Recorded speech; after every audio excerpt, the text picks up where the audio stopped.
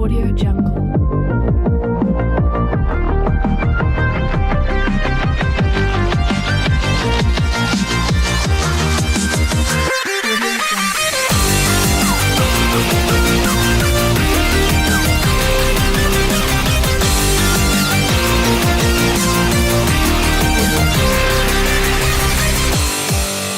What's up, guys? Mike Penta here with the Mind Gym Podcast, and today I have my guest, Jason Lydon from CrossFit Milford and Milford Athletics, correct? Correct.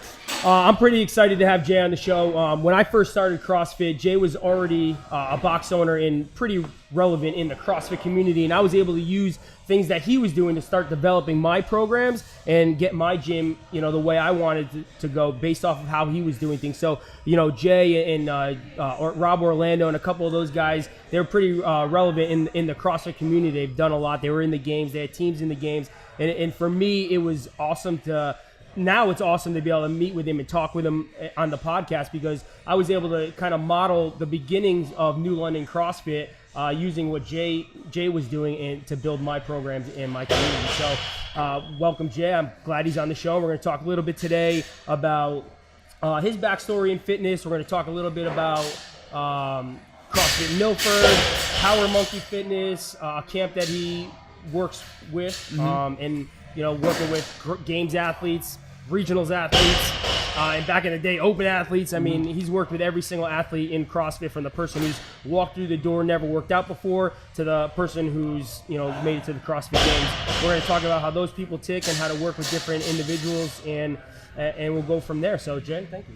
Thanks, man. Thanks for having me. It's awesome. Yeah. It's been pretty, like I said, for me, I've known Jay for a long time, but we've never really sat down and talked very much. So it's pretty awesome to get you on this show, and now I can learn a little bit more about how you started in working with games athletes. Like I said in the beginning, you don't know this, but me and my old business partner, we just talked about this before. When I started CrossFit, I knew nothing about CrossFit. I was an operations manager for another fitness center. One of my personal trainers was already talking to me about how he was gonna start this program called CrossFit, and I was like, what the hell is that? He already had money involved in it, so I was like, I'll throw in some money and we'll get this thing rolling. So we opened up a business. I knew nothing, so I used you and, like I said, Rob Orlando, and kind of used what you guys were doing to build my programs, and so I appreciate that.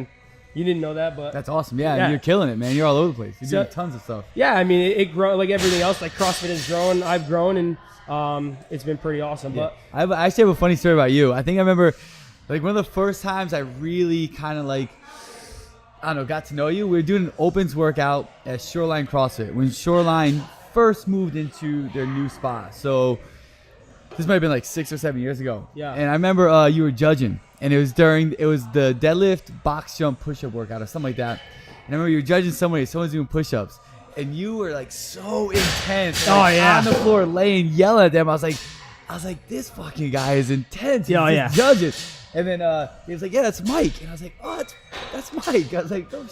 So it was this kind of funny story of how your intensity and your passion for fitness and for CrossFit and for helping others really showed, like, just being a judge. You're judging something you never knew. Yeah. I've seen that in you kind of carry over with your podcast and all the stuff you're doing at New London, and it's just awesome to see. Yeah, no, thank you. And like I said, that all stemmed from, again, all I knew from CrossFit is that it was just like out of control, intense, people running, yelling, screaming, and I wanted to be a part of that. And so, I mean, that's awesome that you can remember that. But I do remember that now, because I was laying on the floor actually screaming at somebody. Yeah. I was like, wow. Yeah. That's intensity right there. So talk about your backstory, which is actually crazy, because I started, believe it or not, for my viewers who don't know, I started 15 years ago as a personal trainer down the road here. So Milford is where I actually started training. No way. At Valley Total Fitness. Yeah. Yeah, so I started with Rob Fulton. I think he owns Fulton's Fitness now. Fulton's Fitness. So he's like a big bodybuilding guy. Yeah. And I actually did 2 shows, like bodybuilding shows. Another thing that people probably don't know. We got to dig up those pictures. Oh my God! You know what? I have what pictures. What color Speedo? It was blue. And what's even crazier to think about that is those pictures. My first show was when the first digital camera ever came out, and the fucking quality of the pictures were atrocious. Like, it was, I think it was like a 3 or 4 megapixel digital camera. Like you took the picture, then it was there. And I have those pictures, so I developed them somewhere. I want to see them. Yeah, I gotta find them somewhere. I think my beard grandma. or no beard? What? Beard or no beard? No beard. I was like, clean shaven. Nice fake tan. Oh, fake tan. I had pro tan on for 6 days straight. Laid in the tanning booth. Those are the glory days. Phenomenal. But no, that's how I started. I actually started right down the road here 15 years ago at Bally Total Fitness. Awesome. So speaking of that, like, what's your backstory? How'd you get into fitness, and what's your backstory? Fitness related or sports related? Yeah. So I've always been in fitness. Everything I did growing up was basketball. My main purpose was to play basketball. So everything I did around that was. I hope it was basketball. If you see the size, he's crouched over. I'm standing upright, and I'm not even close to his size. Yeah. So everything for me was about basketball. And one thing that I was never the most talented, but I always somehow had a really, really exceptional work ethic. And I think one thing that helped with that was the crew that was around. So my support crew. So we had this group growing up that, we just played ball. Yeah. So I didn't worry about parties. I didn't worry about going out. I honestly never even had a girlfriend because they always said, like, if you have a girlfriend, it's going to take away your athletic performance, right? So I would even stay away from girls, and all we did was just play ball. So I was instilling this work ethic of just all the time work towards your goal and be passionate about what your goal is. So I started that route, and inside that route, I got really involved with fitness, with how to become a better basketball player and training, whether it's the jump soles from back in the day. Yep. Back squatting, kind of like back then it was like traditional bodybuilding stuff. We didn't have anybody telling us how to train differently, Yep. but it was still in the weight room. Then when I got to college, I majored in physical education and health, did lots of stuff with kinesiology and exercise science. Nice. And after that, I came to the crossroads because back then there was no CrossFit. So, as you know, it was either you're going to work at like a Bally's Fitness or like a LA Fitness, or you're going to go to college and be a strength and conditioning coach. You'd have to go through like the master's program and an apprenticeship. So my professor at Eastern was from Ohio State. So I was going to either go to Ohio State and do master's in exercise science and start becoming a strength coach at the university, or I was going to try to play basketball overseas. So I chose to go play basketball overseas. I went to a couple camps. I was lucky enough to get an agent, went overseas. I was in Holland on the U.S. team kind of touring to get contracts. So I got a contract, came back, was mowing my parents' lawn, and then put a lawnmower over my foot. No way. Yeah. So that's kind of like how my basketball career ended. This freak accident, I just kind of tripped. I fell back, pulled the lawnmower over my foot. I was in the hospital for 3 weeks. Like, they thought I was going to have to amputate my toes. So at that point, that brought me to another crossroads. So I was like, all right, well, what am I going to do now? And at that point, there was still no such thing as like a garage gym. Yeah. It was like still like it was LA. It was like a major gym or a strength coach. And I was like, I'm not working at a LA Fitness. Like, I just couldn't see myself at that point because I spent some time trying to get overseas, so I couldn't see myself kind of backtracking. Yep. And I was like, I can't go back to school. I was like, what am I going to do? I could have, but so I went into a few different fields. I went into like the financial industry, which I went in to be a teacher, and I didn't feel it. And I went in to the financial industry, and that I just want to pull my teeth out. For that, I was just kind of chasing the money at that point. I was young. I was like, I had no clue what I was doing. So I was like doing MMA. I was racing motorcycles. I was like in the financial industry. I was like trying to find something, right? Something to do. Yeah. So finally, thankfully, I found my wife, Jocelyn, and then a small gym was closing down in Milford. And I had this opportunity, and we had no kids. We had no money, but we had no kids, like nothing serious here, right? So I was like, all right, I'm going to figure out a way how to buy it. And then I'll at least we'll give ourselves like 3 years to try to develop something with what my passion is. And if it doesn't, well, at least I know I tried, right? Yeah. And I'll backtrack. So we did that. I bought like this 1,500 square foot spot. Thankfully, I think everything is like right place, right time. So another local gym actually closed down, which allowed me to jump start with some members. And we started going to there. And I was there for a year. And that's when I started hearing about CrossFit more. And in 2008 of November, I drove down to Virginia with a couple other people, and I did a seminar. And it's pretty cool because when I did that seminar, there was Greg Glassman still coaching him. Oh, so wow. Glassman and Pat Sherwood were coaching my seminar. Wow. And at that seminar, because they were so far and few between, it was me, Ben Kelly, the Bergerons from CrossFit New England, Tanya Wagner and Josh Wagner. She won the games. Rudy from Outlaw was there at that seminar. So it was like this whole crew. Yeah, it's a pretty cool crew that kind of was at that seminar in Virginia. So I came back, and just like anybody that's pretty sold on it, just the enthusiasm, the intensity, the community of it, the passion to kind of get people better and fitter and healthier. So I switched I was at Underground 2, which is what my gym was called. I switched it over to CrossFit Milford at that point. And then from there, I think there's like 7 CrossFit gyms in the state at that point. Yeah, 2008, right? Yeah, 2008. So we're one of those, and then at that point, it was really neat because it was so tight that it's like you knew everybody. So like every Friday, myself, Rob Orlando, Dave Lipson, Sin Martinez, the Bergerons would come down. We'd all like get together and just start it was kind of like this underground kind of throwdown circle. So that's how I started with CrossFit Milford. And then from there, I just got wrapped up into, because that's kind of like what my passion was fitness and what I did in college, and it's what I've always focused on. So from there, it was just kind of like the wheels just started running with everything. And I would just listen and read anything and get my hands on, talk to anybody I get my hands on, bring as many people to the gym as I could. Like Ripto was at my gym, John Wellborn was here, everybody, Bergener was up here. And that's a big thing too, if you're a listener and you're a coach or you're a gym owner or whatever. But guys, swallow your pride and learn from people that know more than you. I try to tell people that, and I consult with a lot of gyms all the time, especially in my area, because they open up. I mean, you know how it is. They open up, left and right now. But I tell them all the time, guys, swallow your pride. I actually offered my entire program. I told a kid because there was something tragic that happened at one of the gyms up the road from us. So one of the members took over the gym, knew nothing about programming, wasn't even CrossFit certified yet. He got certified so that he could take over the gym. And I was like, listen to me.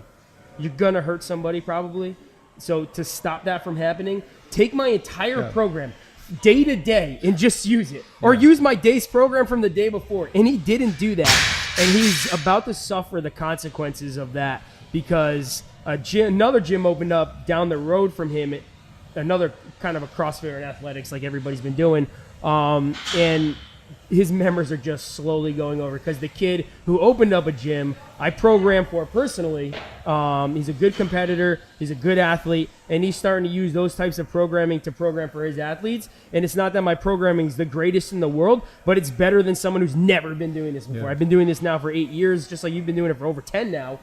We know a lot more than those type of people. So you look for people who are already doing this in this industry for advice. And I tell people that all the time. Look for people who know more than you. Swallow your pride. It's okay. There's going to be someone out there that knows more than you about something. So swallow your pride and learn from them. You know, like I said, when I first started, I was already a personal trainer for 6-7 years at the time, but I knew nothing about CrossFit. I looked to the people who knew about CrossFit and their programming to start to build what I was doing at New London. So guys, if you could take any advice from that, just swallow your pride and seek out people who know more than you and learn from them, because it'll help you out. Yeah, and I think so I look at Dr. John DiMartino first stated, if your why is big enough, then how will take care of itself, right? Yep. So if what you're doing is a complete and true passion of yours, then how you're going to get better and improve will keep evolving. So I think I know Dave reads a ton of books. Yeah. I think I go for my goal is 2 or 3 a month, including audio tapes. So I'm pretty much always trying to read and learn, because it's never, and you come to see there's tons of basics, but you get people's opinion, and the objective is to build your own kind of tool belt. So you get your own tool belt so big that then you have all these things to choose from. And then I'll even at that point, if I read something, and I think the coolest thing about the fitness industry, which you just kind of alluded to, is that you can talk to anybody and shoot anybody an email, and they're probably going to consult with you and be fine with you. I mean, one time, oh my goodness gracious, I shot somebody an email, Dan John, the Godfather Training Edition. I shot Dan John an email. Book. Love that book. He's been around forever. Tons of publications. Hey man, can I consult with you? He's like, yeah, cool. He's like, whoa. I was like, all right, how much? He's like, I don't know, don't worry about it. Yeah. And I was like, there's no other place where you can consult people that are considered like the godfathers or something, who've been around forever, worked with thousands and thousands of athletes. But yeah, I'll talk to you for an hour. Don't worry about it, So I think that's one thing I always do. One thing I'm always searching is something to read that I'm familiar with, and then I try to consult with as many people as I can that aren't in CrossFit. Yeah. People who are college transition coaches, endurance specialists, nutrition specialists, whatever it might be, just to continually keep growing and learning and evolving. Yeah, and like I said, there's always going to be someone out there that knows more than you. There's always, for the rest of your life, understand that. Yeah. And seek those people out and use those people to help you grow as an individual. If you're not doing that, you're done. You're failed already. Yeah, what they usually say, if you're in the room and you're the smartest guy, then you're in the wrong room. Yeah, exactly. Yeah. You're 100%. Oh, surround yourself around smart people, people that know more than you, because you can only grow from there and get better at what you want to accomplish. Right. So yeah, I mean, and that's the thing. Talking about books audio. You said audiobooks. That changed my life. I'm dyslexic, so it makes it a little different. But I do read. Are you really? Was that a joke? No, that's true. Oh, I didn't know that joke because you were pretty serious. You said, "Wow, I never knew that." Yeah. So okay. so for me to read, it takes me a long time to read. I like to read, and I do read a lot of books. But what just changed my life to be able to read more is the audiobook, because I can read when I'm reading at home, sitting down, but I can also get in the car. So I buy the book and then I buy the audiobook, which costs me a fucking fortune because I buy both of them all the time. But I'll pop on where I left off in the car. I get through books a lot faster by being able to read and listen at the same time. So yeah, I mean, that has changed my life. In the last 2 years, I started reading more, and why I started learning a lot more about mental strength and mental toughness, and started this podcast. For the simple fact is, reading has changed my thought process on working with individuals. Like, people can't, like I said, they can't be physically, they can't change physically until they change mentally. And I read all these books about like SEALs and people who work hard and how people got to where they are today, and successful people. And you realize it's just a different mental game for every single one of them. And the people who aren't successful, you don't hear about, and their minds are a little different. They're weak. Not they're weak. But I guess they're mentally weak, or they don't know how to actually get there to being, setting themselves up for success. And that's, again, why I started this podcast, is to help people out there to set themselves up for success, to see what people who have strong minds do to be able to be successful. And they can take some of that stuff, like I was able to take from what you were doing back in the day when everything was posted online, and make myself successful, in my gym successful. So that's kind of why I did these podcasts, is just to get content and information out there to help people. Like you said, I do believe that fitness industry is one of the only industries where people are willing to give out a lot of free content. They really are. And they'll talk with you and meet with you. Yeah, we shoot ourselves in the foot all the time for that. And it's crazy because I started an apparel company and trying to talk, and it hasn't even launched yet, but I am trying to get like advice from people who are, have been in it, kind of doing the same type of thing that I'm doing, bringing my apparel company towards the goal of what I'm trying to do. Like, and it's like, nobody wants to give you the time of day. It's like you're trying to pull teeth to talk to somebody, but I'll call up somebody in the fitness industry and pick their brain for 20 minutes. They'll be like, and I don't even know the person. Yeah, exactly. And there's like no one ever has a problem with it. Right. And that's why I always say CrossFit or fitness coaches in general, they're just so undervalued, because we're willing to give up a lot more time than we'll charge for, because we went in this to help people. If you're a fitness professional, if you're good at it, you went in it to help people, and you're always trying to help people, and you're not always chasing the dollar. The money comes, you're always chasing to help somebody. Right. And that's, again, if you're chasing the dollar, then those are the people who don't become successful. And then at some point, it's like, understand, all right, I am providing a service, so I still need to make sure I'm not getting away with it free. It's like that fine line. Yeah. That's always the hard part. You're always juggling, especially when you're, like I said, a fitness professional. Right. I mean, because you went into it to try to help people, but at the same time, you still have to keep the doors open. Right. Talk to me a little bit about, actually, I don't know much about it, but Power Monkey Fitness, or Power Monkey Training, correct? It's a camp. Yeah, so Power Monkey Camp is... So what do you do? What's your role in that? So the idea of Power Monkey actually stemmed from one of my coaches who isn't here anymore, Colin Gary. Okay. So Colin, his brother is a gymnast, best friend Dave Durante was one of the best gymnasts. He was on the Olympic team, coach at Stanford, etc. One day, I think like 6 or 7 years ago, we had Chad Vaughn up here doing a seminar. And Colin was like, gymnastics and weightlifting, like, that's everything in CrossFit. Like, you gotta be a gymnast and you gotta be a weightlifter. And he goes, Dave, who was an Olympian, and Chad, who was an Olympian, should do a camp together. Yeah. It was like, just bring the two best of the world together. So that's kind of how Power Monkey started. And then Dave and Chad got together and kind of launched a few things. And then Dave, in the gymnastics world, they do lots of like camp retreats. We do like a week-long camp or whatnot, and like gymnasts will come in from all over the world, do camps with the best coaches in the world. So Dave was like, we should do that for like fitness, for CrossFit. So there's this camp that goes on 2 times a year in Tennessee, and they bring in these amazing coaches. They bring in all these Olympic gymnasts. They're bringing Olympic rowers. They have Chad and his crew for the weightlifting. We're bringing in different talks, different specialists. Chris Henshaw's in there. and it's a week long. And it's pretty much all day of just seminars and learning. And then I go in there and I do a programming lecture and I do some workouts with them as well during that week. So my involvement in there is I work with Tom Monkey a lot. I do lots of their programming lectures. So Yep. Now you're big into energy systems, correct? Like programming different. Yeah, I think you can say that's a component of what I do. Yeah. Yeah. Well, I mean, what's your major like focus with a lot of the athletes? I mean, as I watch, I see a lot of like that. You know, before it was more of an endurance type of CrossFit style. No. Yeah. Like talking a lot about rowing and a lot. Yeah. Of So I think CrossFit itself is an endurance sport, you know, and you do need to have great strength in it. But again, you need to have proper balance for everything. I think I just found throughout the years that I kind of lean towards energy system work when looking to develop the endurance component for CrossFit, whether that's from a mixed modal standpoint or a monostructure standpoint. Yeah.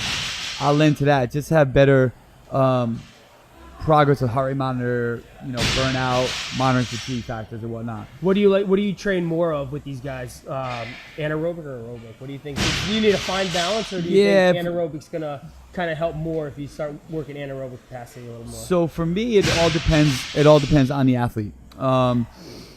Everyone kind of does like their own specialized format based off what they need from the testing that I have them go through. So, you know, if we look out here, it's a bunch of noise on the background, but you have two athletes. One athlete's more power dominant, one athlete's more aerobically fit, right? Yeah. So the father athlete, Carolyn, she's more of a weightlifter. She's more aerobic. Yeah. Because she can hit anything really good for like 3 minutes under.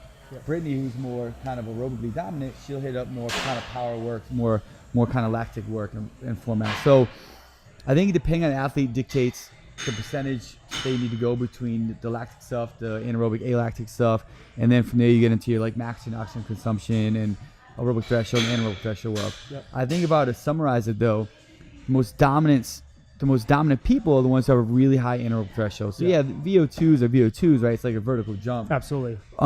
But if you can increase the percentage of the threshold compared to the VO2, like that's when you get really good at CrossFit. So summarizing, we focus a lot on that to make sure we're able to bring that up. Yep. And then obviously the strength parameters change as well based off who the athletes are and what their dominance is and what their non-dominance is and their imbalance is, and et cetera. So yeah, I mean, it's crazy because as watching CrossFit develop, I mean, it went through its own stage, I think. It went through its aerobic stage. It went through more of an anaerobic stage. It went through a ridiculous strength stage for a while. You know, workouts with like, at the time, 225 hang cleans and workouts were heavy, and they're ripping out 30 of them, pistols and rowing. Yeah. I remember that workout? Yeah. That whole regional was one of the heaviest regionals. Right. And I was like, man, if CrossFit's going to go this way, this is going to be insane to see what people can do. Yeah. I kind of went back down and toned it down a little bit to more of a balanced structure program, but it was insane, like what it's gone through. I like the way the balance of it is right now. You don't even really know. Guys now coming in, you can have athletes who are more aerobic, and you can have guys who are more powerful, you know, be able to put, you know, their training in their strengths, you know, mixing in with training, but there's never that guy who's like the strongest guy that's the best CrossFitter anymore, or the most powerful, or the guy with the best endurance. I think the program has gotten a lot better now, and it's all across the board. You really don't know. It's going to be a good competition. I mean, obviously, what we see with Matt Frazier is a different story, but I mean, throughout everybody else in the field, men and women, you're seeing a good balance of athletes. You're seeing some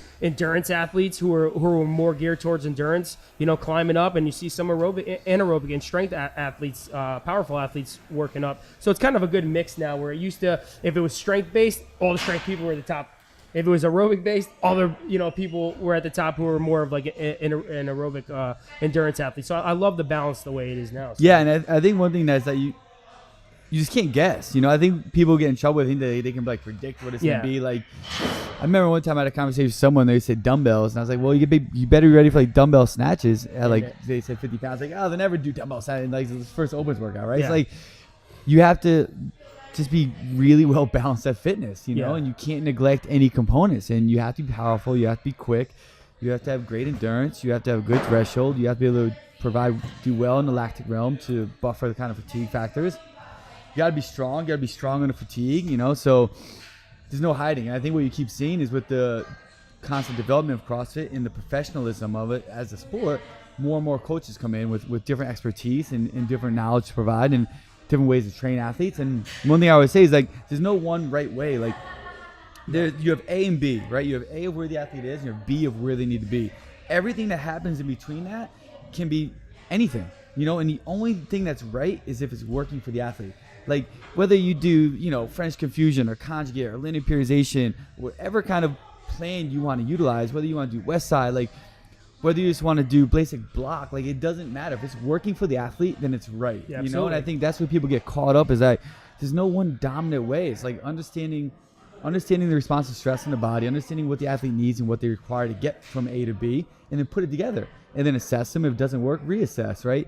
And I think that's the beautiful thing about it is that, man, what you do is different than what I do. What I do is different than what they do. But if it works, then cool, it works. Like, Oh, that's what I try to explain, which is awesome that you said that, because we just were talking about like games and regionals and athletes like that. But guys, this is exactly the same thing as if it's somebody who's walking through your door. You have 300 members, 250 members. Every single person is different. Yeah. The program might not work for that person that's working for everybody else. You have to find ways to get that program or a program to work for that individual. Nobody's going to take food in exactly the same, and their bodies aren't going to process it exactly the same. So what's working for one person, it might not work for a different person. And that's where it comes into having a good coach or a good fitness professional working with you that can identify that that's not working and try to find ways to make it work for you as an individual. And I think that's what literally is the most important. I think that's why coaches fail, because they don't understand that. I think that they think that people are going to walk in, follow their programs, and they're going to be successful. Like I told you before, some people have it mentally, just like some people can eat whatever they want and look great and have great, lipid levels and feel good and have a six-pack and look great. So the same person, somebody else won't have that. You know what I mean? So everybody's different, so we have to find, and what makes a good fitness coach and a professional is understanding that, and then finding ways to help everybody out. And which makes it harder for a CrossFit, I think, or any kind of group training, is to now take all these people, find a program that's going to benefit the majority of them, okay? Because there will be programs that work, but and nutrition programs as well, and try to get all these people to follow this program the right way, but still have it all individualized for 250 people. Right. Because, again, we are here to make everybody successful and help everybody. And I think the big thing about CrossFit and what makes a good CrossFit coach, and I'll say this all the time, or a good group fitness coach, is all about understanding that not everybody's the same, but you're still trying to build a program around everybody, but everybody's individualized, so you have to pay attention to what everybody's doing. Yeah, dude, exactly. And I think the biggest compliment to a program is especially when we'll just say off of a strength or a performance-based program, is the person that's just walking through the doors PRing and continually growing. The person who's been there for 7 months is still growing, and the person who's been there for 8 years is still growing. Yeah. And that's a good balanced program, and that's the hardest thing, but that's what I think people need to focus more on, is testing athletes. And it takes time, because I have athletes that just test different things for me to help them grow. What we were doing now, we weren't doing 10 years ago. Right. You know what I mean? What we were doing 10 years ago, Jack LaLanne wasn't doing. He started it, but it evolves. It's constantly evolving. And it's not evolving because some guy sat there behind, with a lab coat on and figured all this stuff out systematically. But it was a lot of trial and error. Yeah, it's a beautiful blend between science and then human connection. Yep. You need science to have an understanding of the bioenergetics and the body and stress response and all that stuff.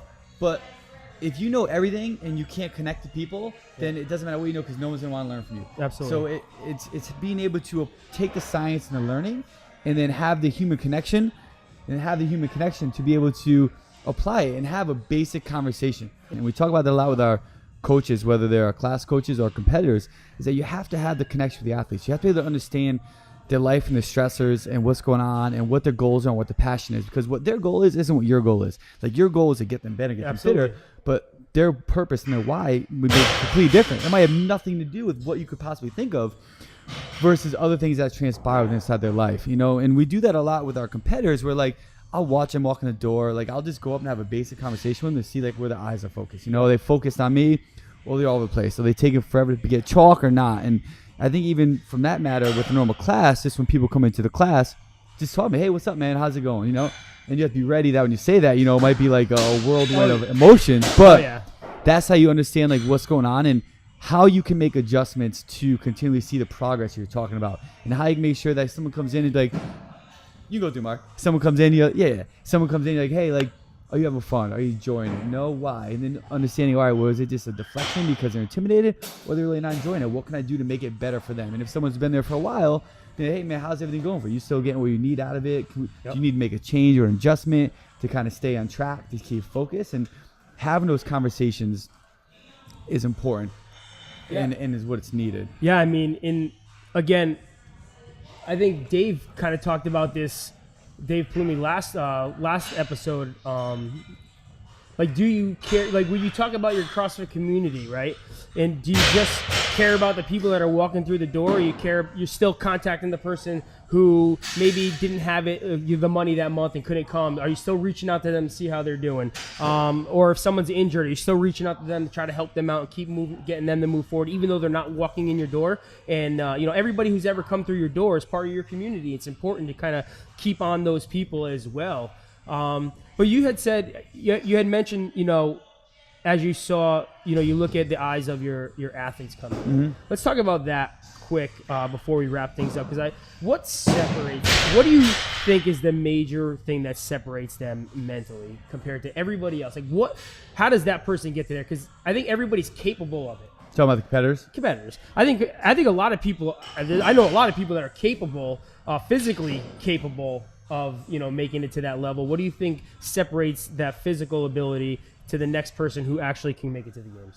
So I think a percentage of it is genetics. Yeah. And I think. Well, we're talking genetics. If people are both they both genetically have it. Apples and apples. Gotcha. What do you see differently in their eyes, like in the fire that's underneath them? Like, what type of person are they? Like, are they self-motivating? Like, what type of person do you see if they're both the same genetics, and what separates that person to get to the next level? Because this is important.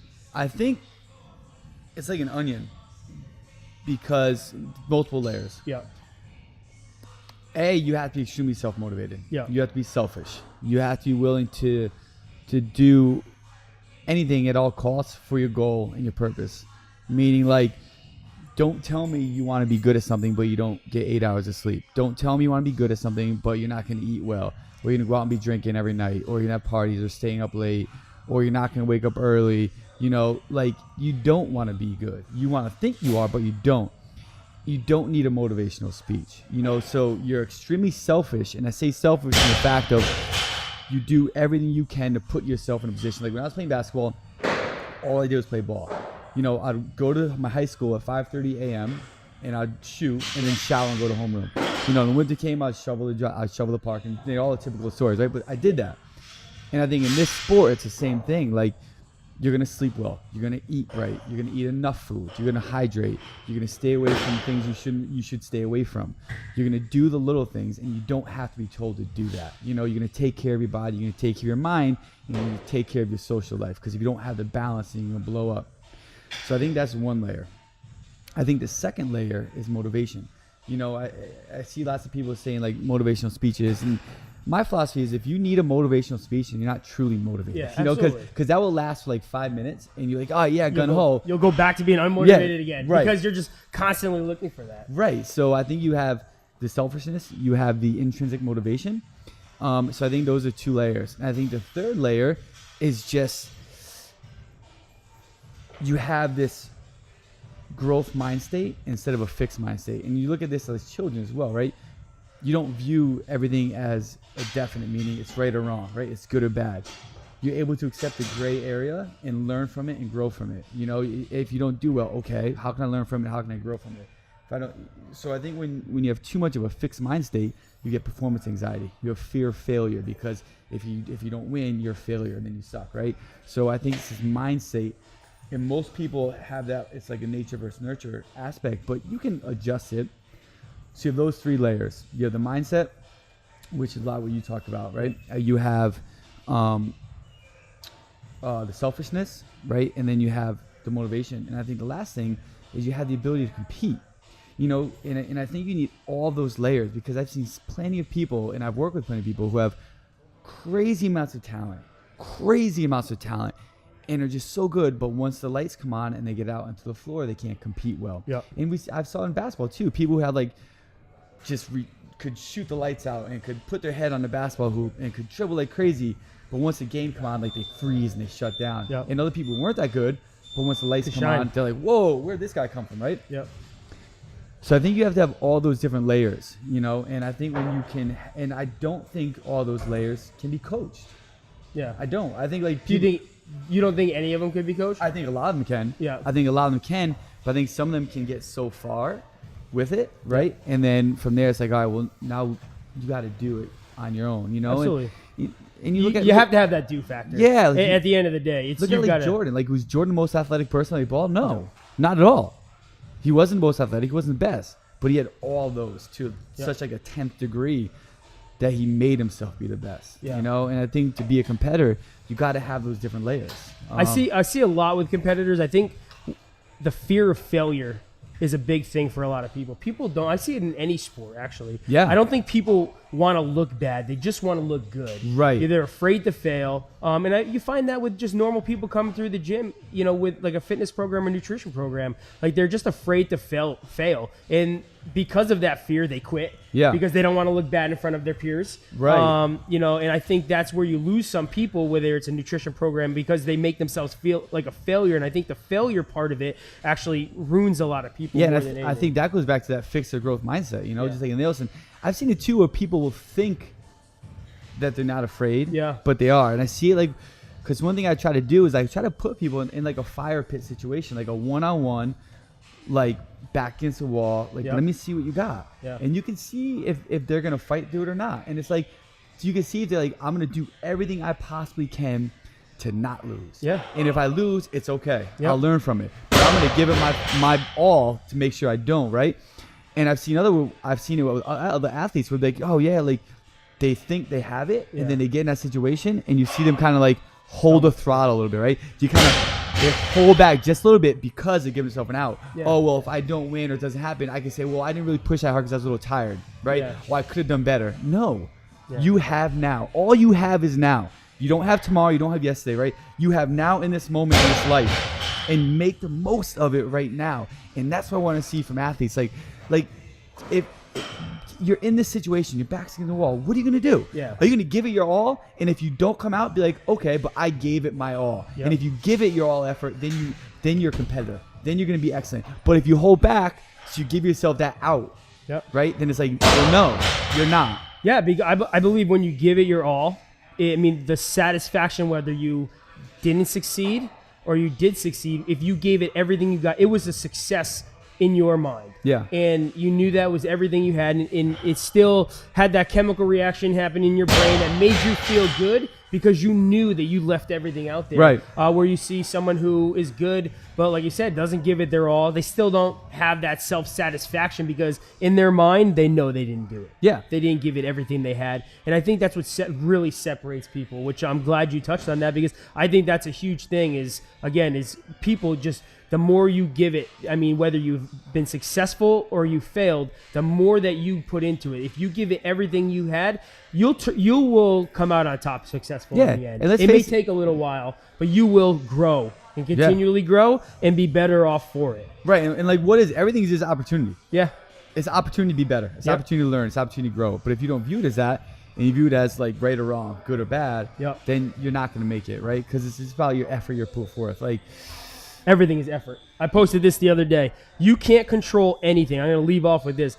The only thing that is controllable is the effort that you give. Right. You can't control most of anything that goes around, goes on around you. You can't control any outside factors. But you can control the effort that you give every single day. And if you put forth the best effort, you will come out on top every single day. absolutely. And that's all that matters. That's awesome. Jay.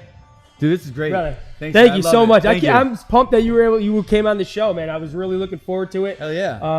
I was hoping you weren't going to turn me down. And Come on. I know. You never know, though. Yeah, but come again, like we talked about in the beginning, Yeah. in this industry, you can. What I love about it is you can reach out to anybody, and in this industry, and someone's willing to talk to you and give you some Yeah. feedback. This is So awesome. Thanks for being on the show, and I hope the listeners learn something. Yeah, hopefully I think They they just did. ramble. I I gave learned. something No, good, so- I learned something from you too. So as long as I'm learning, I'm happy. this is So, awesome. Thanks again, dude. Jay, thank you. All right, cool. We'll be right back.